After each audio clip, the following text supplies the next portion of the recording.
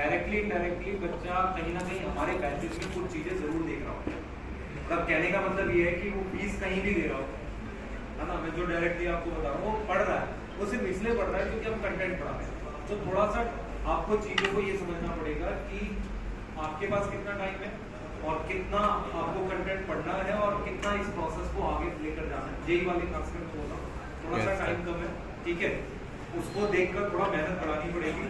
Test last week हमने करा लिया था, इससे नेक्स्ट वीक में करा लिया, ठीक है, और वो प्रॉपर OMR में ही करा देंगे, आपको पता है, आपको इन्फॉर्म कर दिया था।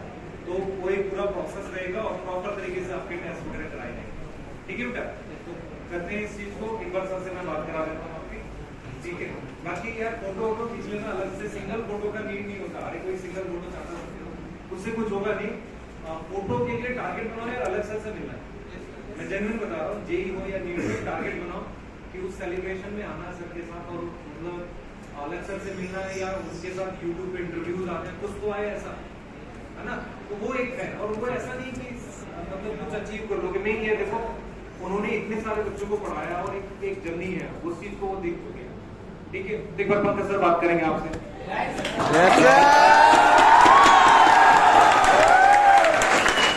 भारी मात्रा में लोग जुड़ चुके हैं हमारे साथ।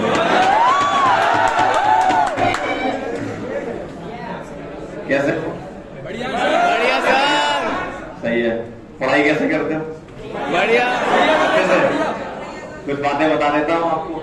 जैसे क्लासेस आप अटेंड करते हो ना, ऑफलाइन में आते हो, तो क्लासेस ट्राई करो कि कभी ना छूटे आपकी। अगर कभी बीमार होते हो तभी आपकी क्लास छूटनी चाहिए, अदरवाइज ऐसा नहीं होना चाहिए कि आप एकदम मजे में घर पे बैठे हो, मन नहीं कर रहा है क्लास जाने का और फिर आप क्लास नहीं जा रहे, ऐसा मत करना। अगर आप कोई टारगेट अचीव करने के लिए आए हो यहाँ पर, तो कोई छोटे मोटे एग्जाम नहीं है, इंडिया के नंबर 1 एग्जाम है ये अपने अपनी फील्ड के। तो आप इन एग्जाम की तैयारी कर रहे हो तो इसमें डिसिप्लिन, कंसिस्टेंसी और हार्ड वर्क लगता है, वो आपको करना पड़ेगा। उसके लिए आपको सुबह भी उठना पड़ेगा, रात को जागना भी पड़ेगा, बहुत सारा सेक्रीफाइस करना पड़ता है।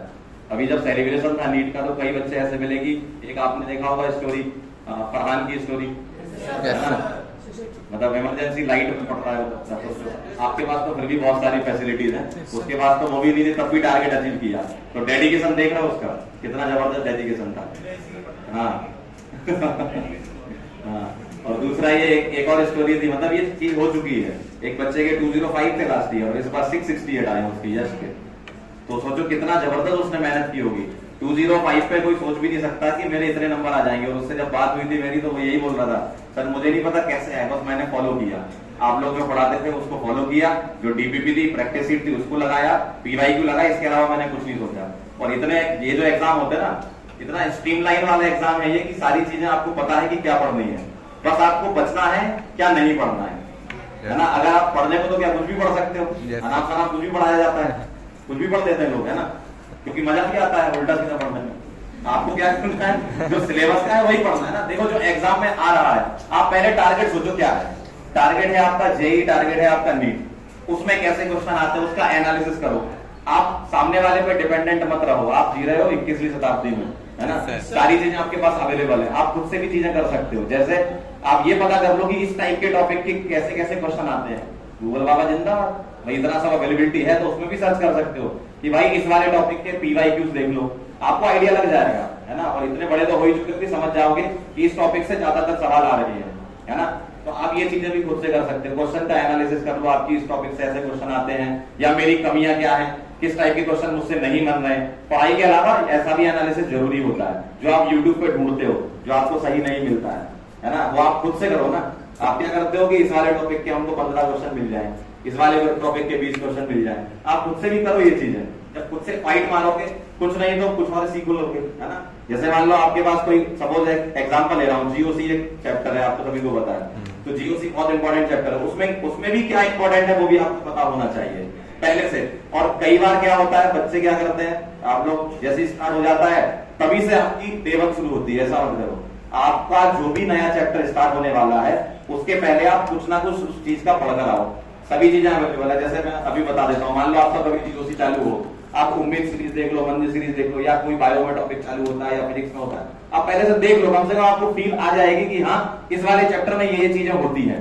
तो ये आप पहले से थोड़ी तैयारी जमा के रखो, भले ही को समझ में ना आए, कम से कम टॉपिक की हेडिंग भी आपको पता चल जाएगी ना, तो सीक्वेंस समझ में आ जाएगा कि कैसे आपको पढ़ना है ठीक है। तो ये सारी चीजें आपको अपनी तरफ से करनी है, जो आप किसी और से एक्सपेक्ट करते हो कि वो बताएगा, है ना। तो ये आपको अपनी तरफ से तैयारियां करनी है। तो जब भी आप पढ़ते हो आपकी स्टडी टेबल पर पढ़ाई करेंगे, कोई लेट के नहीं पढ़ेगा। लेट के पढ़ने में मजा बहुत आता है लेकिन समझ कुछ नहीं आता है ना। Yes sir. हाँ बढ़िया, लेटे लेटे पढ़ने, वाह क्या क्या पढ़ा रहे हो सर, बढ़िया हमारे। तो ऐसा होता है, मजा बहुत आता है, समझ कुछ नहीं आता है। तो स्टडी टेबल पर ही पढ़ाई करें, और अगर आप पढ़ाई करते हैं तो जूते पहन के पढ़ाई करें, बहुत इंपॉर्टेंट चीज है ये। साइकोलॉजी है, नींद नहीं आती है, नया है मार्केट में। मैं तो ऐसी पढ़ता हूँ इसलिए मैं बता रहा हूँ। और आपकी जो भी स्टडी टेबल है उसके सामने खाली चार्ट चिपकाएं। कई लोग क्या करते हैं, पीरियड टेबल चिपका लेते हैं। अरे भाई कब तक चिपकाओगे, बचपन से चिपका रहे हो। हाँ भाई, जितना आपको याद करना था हो चुका यार, ज्यादा कुछ नहीं आता। जब कभी भी आता तो ब्रैकेट में एटॉमिक वेट देख लेते हैं, वो खुद ही एक्सपेक्ट करते हैं आपको नहीं आता, हम दे रहे हैं। देखा होगा एग्जाम में पहली पेज पे लिखा रहता है। तो उससे अलावा पीरियड टेबल का कोई काम नहीं है ना। उसको हटाओ, उसकी जगह खाली चार्ट चिपकाओ। खाली चार्ट में क्या करना है आपको, जब भी आप समझ जाते हो उसके पहले जो भी आपने दिन भर में पढ़ा वो आपको उसमें लिखना है, ठीक है। पढ़ाई वाली चीज लिखनी है, ऐसा नहीं लिखना कि मुझे उसकी याद आ रही है। हाँ, ऐसा नहीं करना। पढ़ाई वाली चीज लिखनी है, कोई रिएक्शन याद आ गई, कोई डायग्राम याद आ गया, कोई ट्रिक याद आ गई, जो भी आपको उस समय याद आ रहा है पूरा दिन भर का, तो आप उसको लिख दो, ठीक है। 2-4-5 दिन में वो चार्ट आपको चेंज करना पड़ेगा, ये प्रोसेस है। ऐसा नहीं कि उसी में बना हुआ पहले लिख दिया, उसी के ऊपर दूसरा लिख दिया, तीसरा लिख दिया, है ना। तो उसको लिखो और उसको देख लो आराम से लिखने के बाद, अच्छा ये चीजें हैं। क्योंकि जब एग्जाम देने जाते हो ना, तो आपको आपके पास सिर्फ दिमाग ही होता है, कॉपी लेके थोड़ी जाते हैं एग्जाम देने की, लाओ नोट्स, हमारे नोट्स लेकर जाएंगे। भाई दिमाग से ही तो चलना है आपको, तो अपने दिमाग को ट्रेन करो, ये सिर्फ चीजें ध्यान को ट्रेन करने के लिए, ठीक है। इस तरीके से आप अप्रोच अपनी बदलो और इन्वॉल्व हो जाओ पढ़ाई में। अगर पढ़ाई नहीं भी कर रहे हो तो भी आपको इन्वॉल्वमेंट दिखाना है, दिमाग में चलते रहना चाहिए आपके कि ये वाला सवाल नहीं बना था मुझसे, इसको कैसे करेंगे, ये सब चलना चाहिए, है ना। और जो आपस में दोस्त लोग आपके बनते हैं तो उसमें डिस्कशन का विषय ये होना चाहिए कि तुम मुझसे 2 क्वेश्चन पूछो, मैं तुमसे 2 क्वेश्चन पूछता हूँ, ऐसा। ये डिस्कशन का विषय नहीं होना चाहिए कि उस वाले हॉस्टल में चलना है बाहर, है ना, या घूमने चलना है, खाने चलना है। जब भी मिलते हो तो मिलते ही सबसे पहले यही बातें होनी चाहिए, भाई साहब 2 क्वेश्चन आप पूछो, 2 हम पूछते, देखते हैं कहाँ पर है ना। इस तरीके से आप थोड़ी स्ट्रेटजी अपनी चेंज करो, बहुत आगे जाओगे। बिल्कुल करनी चाहिए, हाँ, ध्यान बढ़ाने के लिए बिल्कुल करें। 10 मिनट 15 मिनट आप करें, हाँ बिल्कुल।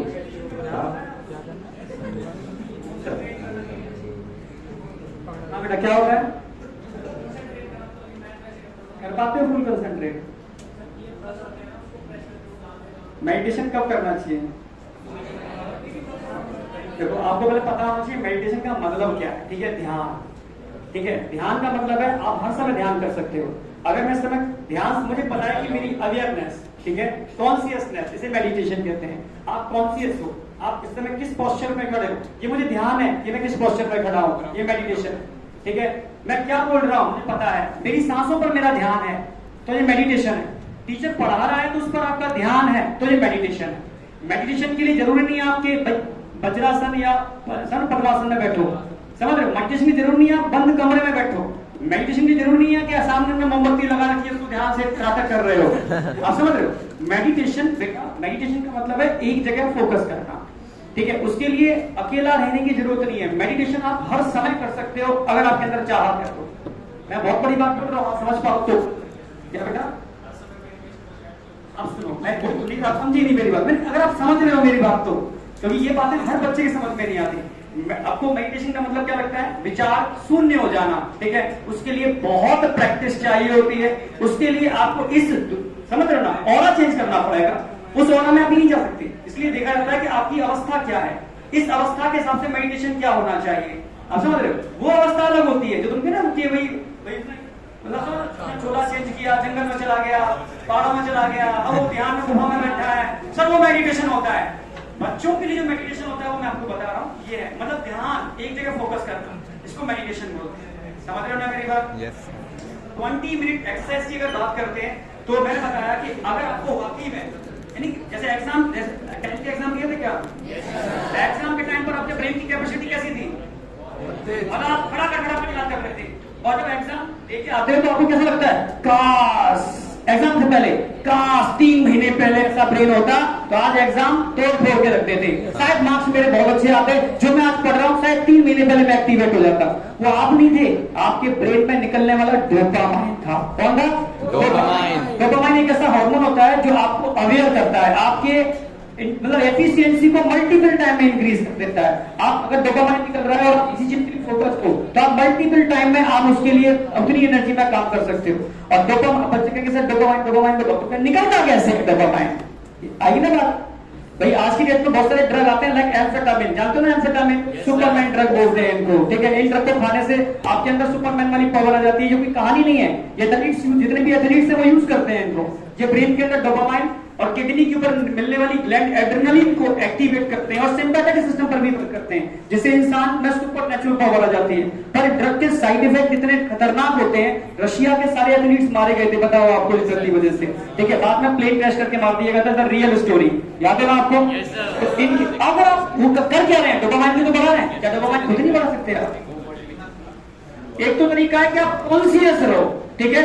आप टारगेट के लिए पागलपन होना चाहिए, डोपामाइन बढ़ जाएगा आपका, पहला, ठीक है।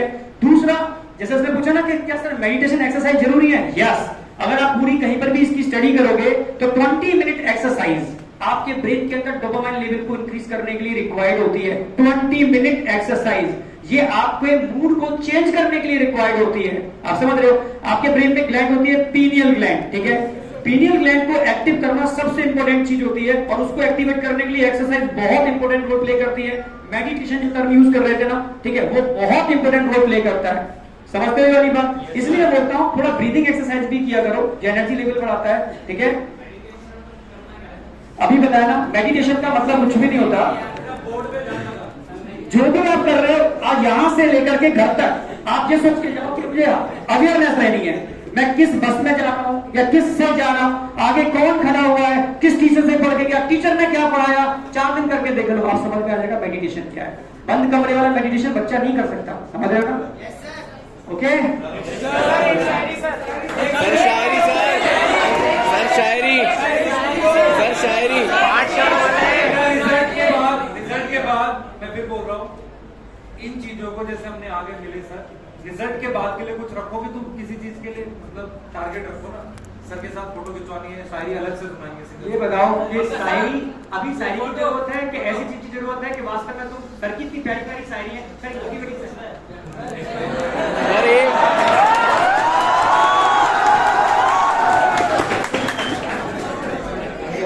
सर ने एक टेस्ट वाली बात बताई थी, और जैसे जैसे समय निकलता है तो आप डिमोटिवेट भी होते हो, है ना? सर बहुत सारी चीजें कंसिस्टेंट रखना ह्यूमन के बस की बात नहीं है, इतनी सारी कंसिस्टेंसी मेंटेन करो।